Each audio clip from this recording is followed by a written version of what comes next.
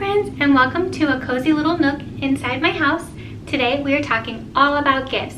I am going to share some of my best and top tips on how to give the best gifts this holiday season. I just wanted to disclose that I have written quite a few blog posts about gift giving tips and gift ideas for the Mint Sweater blog, so if you are interested in more reading about the tips rather than an audio-visual version, I will leave a link down to all the blog posts. As I also talk about them throughout the video and mention them, I will leave a link to all the blog posts I talk about in the description below, so if you are interested in reading them or you want to have them saved in a note version, you can check out the blog post via the links in the description. In this video, I'm going to answer all your guys' questions about gift giving and share my best and top gift giving tips.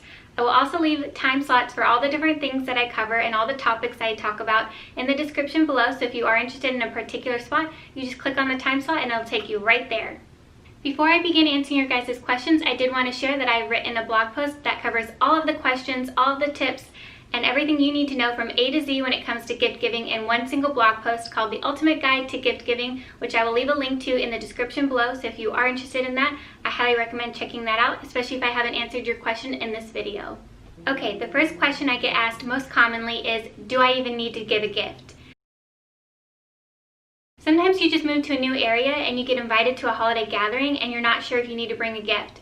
Or maybe you just met somebody and you're like a friend or a significant other and you haven't been talking that long and you're not sure if it's really a good time to start giving gifts, especially if you only met a few months before the holiday season. Is it the right time to give a gift? Sometimes you're just not sure whether or not gift exchanging is going to be happening for you and a certain person at a certain gathering, and you just aren't sure. Do I need to bring a gift or not? If you're finding yourself in this question, do I need to give a gift or not? My best, honest answer is yes. For obvious reasons, depending on the person, the occasion, the time, your life, and your personality and their personality, this answer can vary widely, whether or not what you give or how much to spend or what type of gift. But in this case, if you're asking specifically, should I give a gift or not, here is my best advice. Always start with a gift. Have a gift on hand. Whether it's small or large, if you aren't sure, just have a gift. Especially if, like, for example, you're going to a gathering, just keep it in the car. Bring a gift, keep it in the car, and then if the scenario comes up where they hand you a gift or there is gift exchanging, you can just say, oh, you know what, I left my gift in the car, and actually go to the car, grab your gift and bring it in, and you are prepared. You do have a gift. But if it doesn't ever pop up, then no one ever has to know you brought a gift. It could be your little secret. You could either return the gift with the receipt, hopefully you held on to the receipt, and if you still haven't bought it, keep the receipt. That way you can return it or exchange it. You can either keep it for yourself or you can even donate it to charity. I think it's always better to be prepared with a gift, especially if you aren't sure if you guys are going to be exchanging gifts, because one, if you're having the anxiety of like, oh no, if there's going to be gifts and I'm not ready, it's better to just have that peace of mind that, like, if the scenario does come up, I have a gift, I put thought into it, and that way, like, if the gift exchanging happens, you don't have to sit there and feel very uncomfortable when they hand you a gift and you're like, I didn't bring anything.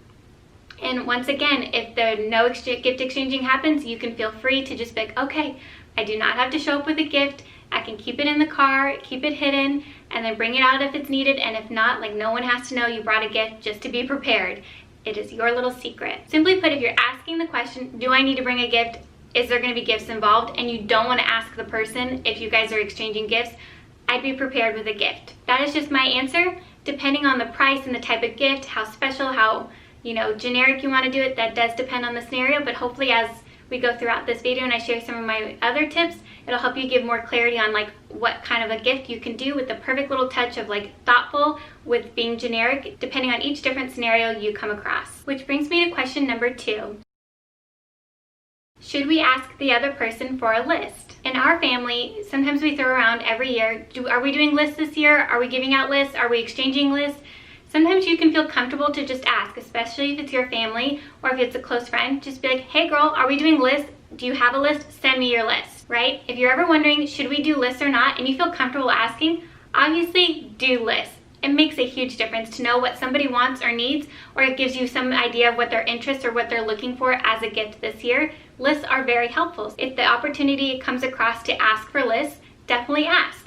But if you're in a scenario where you aren't sure if you want to ask, if you aren't sure if you're giving gifts, you're like, what do I do? I have some ideas on the different type of lists you can ask for to then make it more fun and make it seem a little less awkward and less pressure to be like, can I have a Christmas list?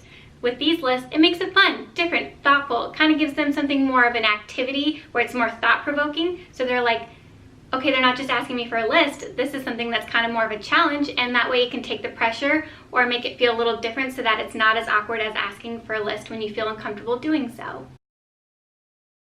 My family and I originally got this idea of the 4-gift guideline rule from somewhere on Google or Pinterest. And the 4-gift guideline is where you write out 4 things on a list. Something you want, something you need, something to read, something to wear. And that is the 4 things someone would write on their list. Something they want, need, wear, read. And we tried to stick to that, especially if you're looking for more of a budget-friendly list. If they just pick out 4 things in those 4 categories, it can help you narrow down, and it also helps them understand some of your expectation when it comes to giving gifts, right? If it's only like 4 things in 4 categories, they're not going to send you a list of 25 things with like over thousands of dollars on there. It helps keep them narrow, keeps them more focused, and that way you guys can have more of a balance. So you can easily use the 4-gift guideline if you want to keep things more simple and to help narrow down kind of what you're looking for and what they might want and need when it comes to gift giving. This list can be very helpful. However, I've come up with my own 5-gift guideline and took a twist on the 4-gift guideline rule and made it my own. Here's Marnie's little mint sweater twist to the 5-gift guideline. My 5-gift guideline includes something for the home. For example, if they need something at their home, or if they want something kind of like a housewarming gift that can make their home feel more like a home, especially if they just move to a new area or they move a lot, or if it's something that's a necessity that they need in their kitchen or bathroom, you know, anything that can make their home feel special, I would recommend doing something for the home. Number 2, something for purpose.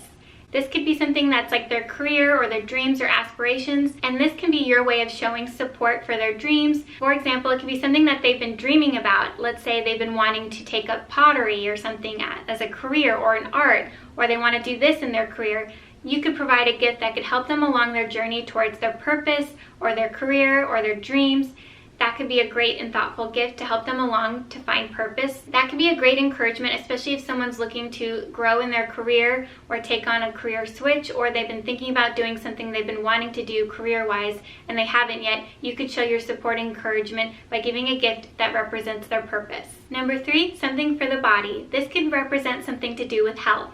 It could be mind, body, soul, emotionally, mentally, physically, any type of gift that can show support for their health and well-being, whether that's like self-care or if that has to do with something that they've been wanting. Like, this is a drastic example, but it's the first thing that popped into my head. If somebody wanted like a Peloton and you want to go big, I mean, something like that. It could also be something small like a yoga mat, or it could be something that is a yoga accessory if they've been wanting to get into yoga, or it can be an experience like a certificate to a local yoga studio. Anything to do with their health and their well-being, mentally, physically, emotionally, like a book, anything that supports them in their health and well-being to show that you care about them, and it's something that they've mentioned that they have interest in and that they would love or enjoy, is the perfect thing to consider. Number 4, something for the soul. This kind of represents spirituality. I've covered this a little bit so far, but let's dive a little bit deeper. If they have a specific religious belief, or if they're really into certain things like law of attraction or manifestation, you can definitely give something that's along the lines of spirituality and supporting their spiritual journey in their beliefs and in their religion. Anything that's for their heart and soul is a great thoughtful gift to cover this section for the soul. Our 5th of our 5-gift guideline is relationships.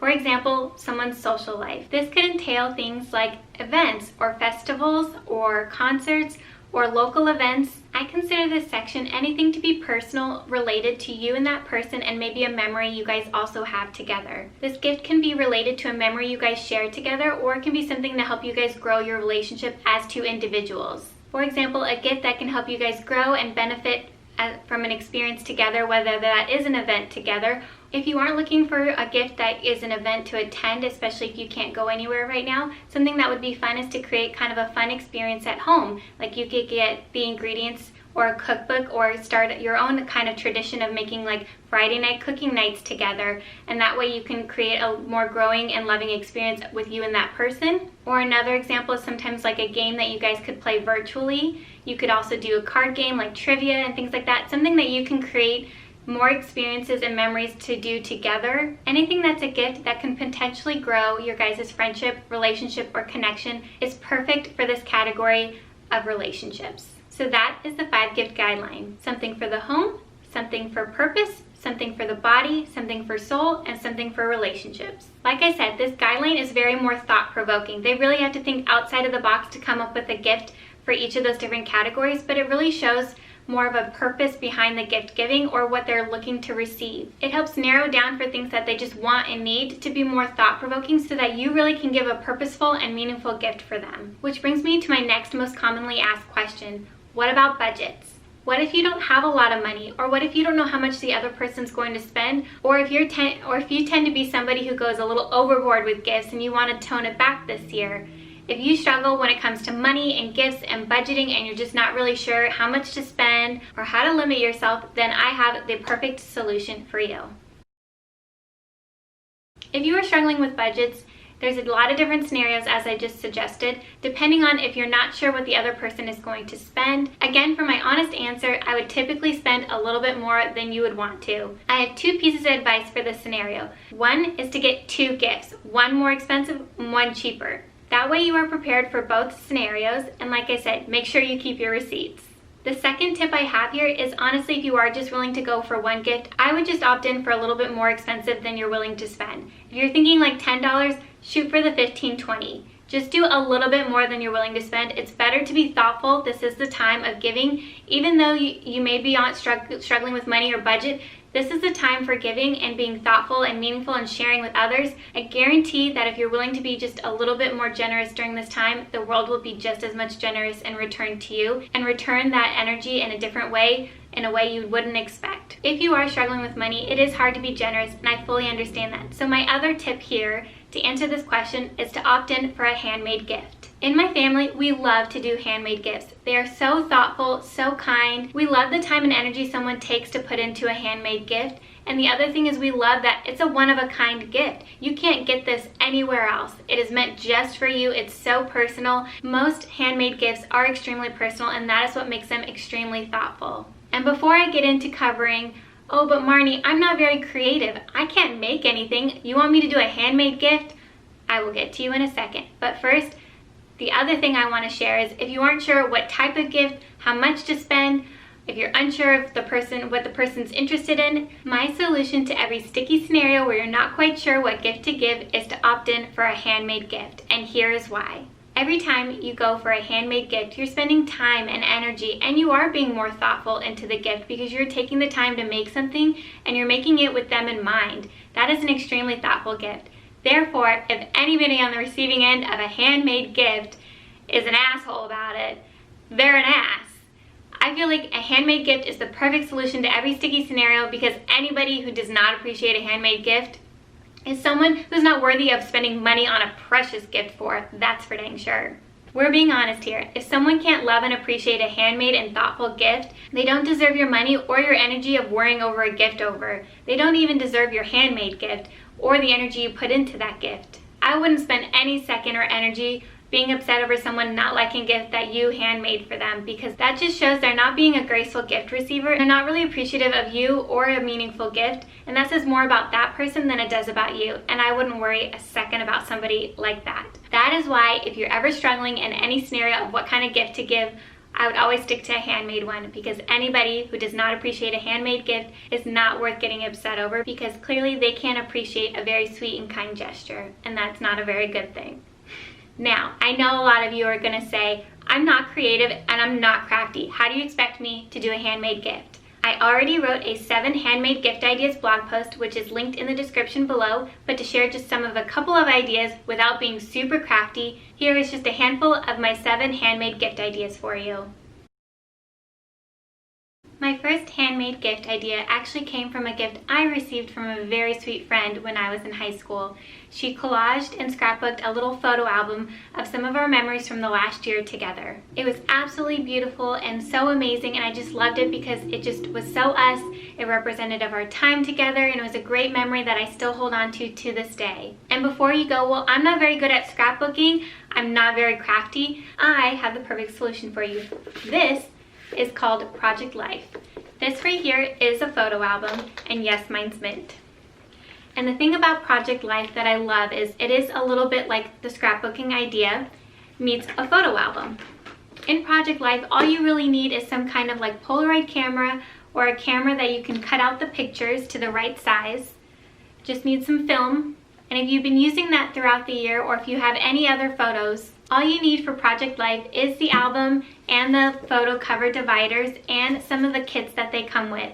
Some of the kits are great because they come with the little cards that slide into the little albums for you, so you don't have to print, design, cut, collage, or put anything together. You can literally buy the kits and slide them in, and they come so cute and pretty. You don't have to do the work yourself. You just literally take the card. Sometimes you may just have to cut it and slide it right into the album. They also come very beautiful, all different kinds of styles, all different kinds of sayings, and all different kinds of photos and graphics.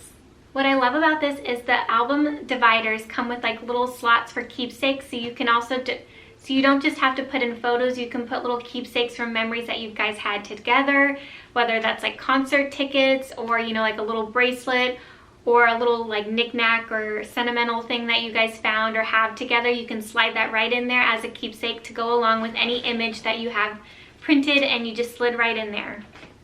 As you can see, you just slide in the photos, and then you can also, I'm not sure if you can see it. As you can see, you just slide in the photos and you can add in like the little concert ticket stub. And all you really do is print, cut, and slide them into the all you really do is cut, print, and slide them into the dividers, and that's all the work you have to do. No craftiness at all. Project Life is what it's called, Project Life. I will leave a link to any of the items I can find. You can typically get the things at Michael's. And I will also leave a link to the website so you can check out Project Life. I'm not affiliated with them. I just highly recommend that if you're trying to do a handmade, thoughtful, meaningful gift and you're not very crafty, this is a great way to do a handmade gift without having to take on too many art skills.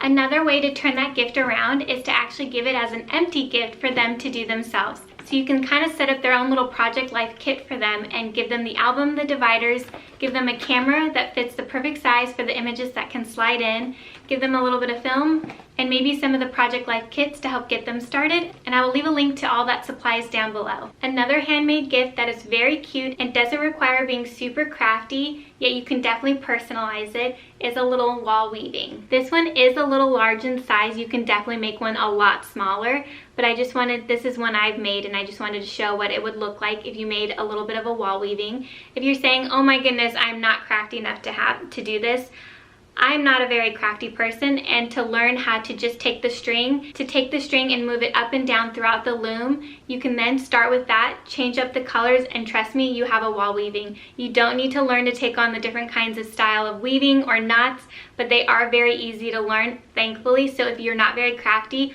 a wall weaving is like the perfect thing to just learn to play with creativity and making something handmade for somebody. And to personalize it, what's fun is you can add in little carvings. You can either take some wood and make some carvings, or you can take a little ornament or trinkets and you can add it on to dangle on the side down here, or you can add it in the center. You can even put a name right here.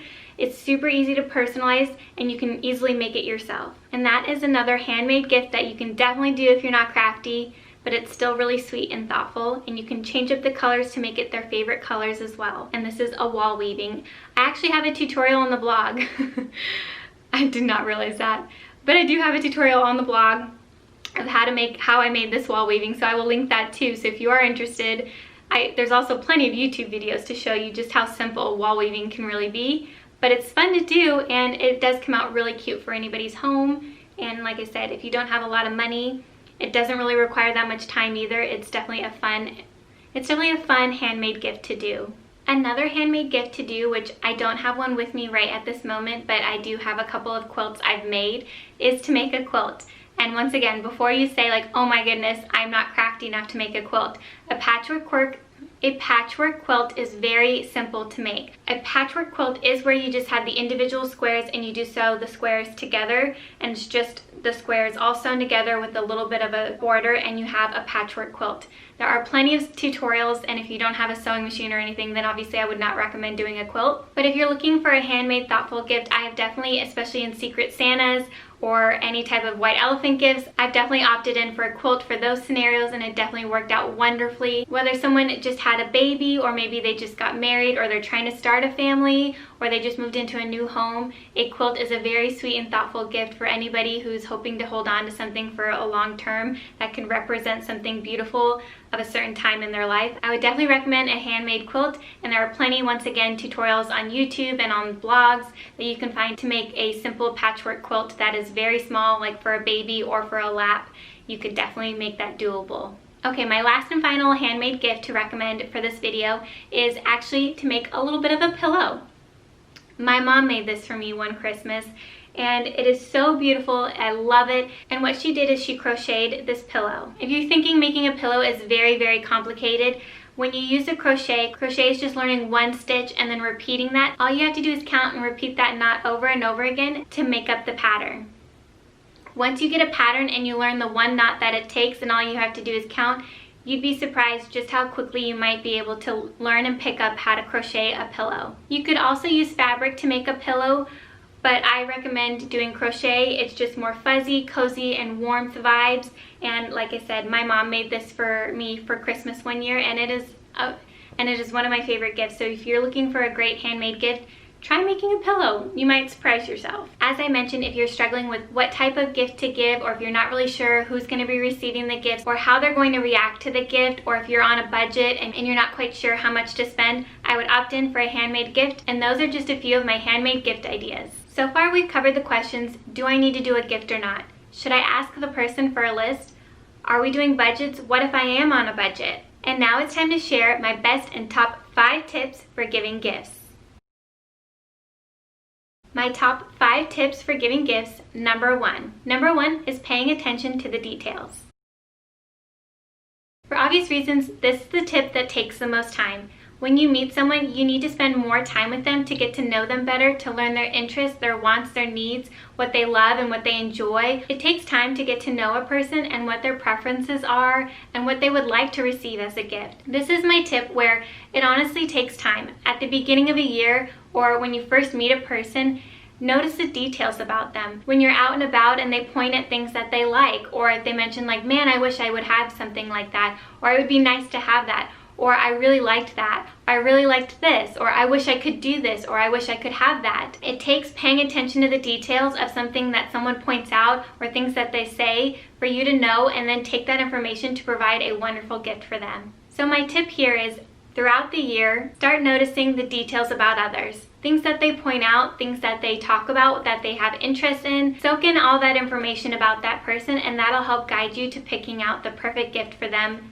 when it comes to giving gifts. My favorite thing about this tip is if you do take the time and the energy and attention to notice something that somebody says early on in the year or throughout the year, or something that they won't expect you ever to remember, and then you do give them that gift that year, during any time when it comes to giving a gift, not just during the holiday season, and they're surprised that you remembered or you noticed or you paid attention to that detail. That is what truly makes a gift so thoughtful, is when you notice the details and they never expected you to. My second gift tip is, as I mentioned, is to opt in for a handmade gift. Something I love about handmade gifts is that they can start a tradition, or they can create a family heirloom by creating a handmade gift specifically for that person. For example, I handmade this necklace and it had my friend's last name on it, and now she can use that necklace to pass on to her daughter, and her daughter can pass it on to her daughter, and so on and so on. That handmade gift that I did give to her could now be a family heirloom. Or if you do opt in for an experience, or if you give a kit kind of like that Project Life photo album, that could be something that you guys now do every year, is you guys give each other gifts to support that album and to help it grow over time, and that now becomes a tradition. For example, another thing is kind of like the classic charm bracelet. If you give them a bracelet and a charm one year, and then every year after that you give them a new charm, that now becomes a tradition. It really transforms that one gift into something that is truly meaningful and everlasting. My third tip is to consider their love language. This is one of my favorite tips because it's something that I don't think very many people think of. When it comes to a gift, if you ask the person what their love language is, or if you know what their love language is, you can really provide a true and personal gift to that person. Their love language is how they receive love, so if you give a gift that is related to their love language, that heightens the fact that that gift can provide them with the love that they feel and prefer to receive. For example, let's say someone's love language is quality time. If you provide them with a gift like movie tickets or to a cooking class to do together, or you provide them with books that you guys can sit and have reading time together, it really provides them with a gift that is not only personal to them, that shows that you pay attention to the details, it's something that they would love and enjoy, but it fuels them in their love language, and I think that is extremely special and really thoughtful. Tip number 4 is to give a gift that provides support. A gift that provides support, what I mean by this is, let's say, going back to what I said in the beginning of this video, if someone has career aspirations or a dream or an interest or a hobby that they've always wanted to take up but they haven't taken action on, or they have but they have been struggling with it, if you can provide support in their dream to show encouragement or to help them move along further in their dream, or to take on a hobby that they keep putting on the back burner or say they're going to do and they really want to, but they just never get around to it. If you provide a gift, help boost them or push them into something that they love to do, that can really show through a gift, and it can really show them just how much you are thinking of them and wanting to be there for them. Another way you can provide support is to help relieve some stress for that person if they're going through a struggle, or if there's a way you can help ease a burden on them or help take some of the load off of them. This also takes into consideration their love language of acts of service. Sometimes there's something you could do for them that could help them release some stress or take some pressure off of them. Any gift that can provide support and encouraging them in their hobbies, interests, in their dreams, goals, aspirations, or that can help release some stress or take a burden off of them, or help pour into them if they're feeling overwhelmed. These are all different areas that can kind of be a little thought-provoking and being creative in a gift that can provide support for someone else. My last and final 5th tip for you is to do a gift box. A gift box is kind of my go-to gift because there's so many different things that you can do with a gift box. A gift box is fun because there's a variety of ways you can do it, and you can really personalize it, and it helps make it more fun to open for the person receiving the gift. What I love about doing a gift box is because when they open it, it's not just like one present, it's more of a fun activity for them to go through. Especially if you want to go creative with the box, you could do it in a stocking, kind of like undoing a stocking stuffer kind of thing. Or if you do make it more of like a fun creative gift box inside of another box. Opening a gift box is more of a fun activity that helps release some of the pressure and the uncomfortability that comes with opening gifts. It gives them something to do with their mind that they can play around with it and see what's next. It just helps make the experience of giving a gift and receiving a gift a little bit more comfortable for everybody, and that's what I really love about them. The other thing I really love about a gift box is how personal you can make it. You can really pick a box full of all of their favorite things, and it can really just show just how much you're thinking of them, how much you know them, and the person receiving the box can just really feel so loved by all the different things that you thoughtfully and intentionally picked out for them. It really allows them to feel loved and seen because you put so much thought into picking out things that you knew they would love and enjoy to make a cute little gift box for. I also just love a gift box because, one, it's fun to put together, but when it's presented, when the person's receiving it, I think it's just enjoyable for them to look at it and see all the different things that you've put together and how you beautifully put it all into one beautiful box. I think they just aesthetically can look at it and see just how beautiful and how intentional you were in putting something together, and that alone can be very special for them. And those are my 5 top gift giving tips. Pay attention to the details. Opt in for a handmade gift that can create a tradition or an heirloom for the other person. Consider their love language. Provide support for their dreams and aspirations, or release some of their struggles or burdens. And 5, make it fun. Use a gift box. There you have it, friends. I've answered some of your guys' questions regarding some of the biggest struggles you guys face when it comes to giving gifts, and I've shared some of my best top gift giving tips with you guys. And if you're still looking for some gift ideas, be sure to stay tuned. I have a video coming out real soon of some of my favorite gift ideas. I hope this video was helpful and gave you guys some clarity on how to handle some of your gift giving scenarios. Once again, if you guys are interested in more of an in-depth version of some of my gift ideas, my gift giving tips, or answering any questions you guys have regarding gifts, I will leave links to all the blog posts I have mentioned throughout this video in the description below. If you guys still have any questions, or if you just love some advice on a certain scenario, be sure to leave them in the comments below, and I'd love to answer any questions you have or offer any input that I can. Thank you guys so much for watching. I really hope you guys enjoyed this video, and I will see you guys in my next one.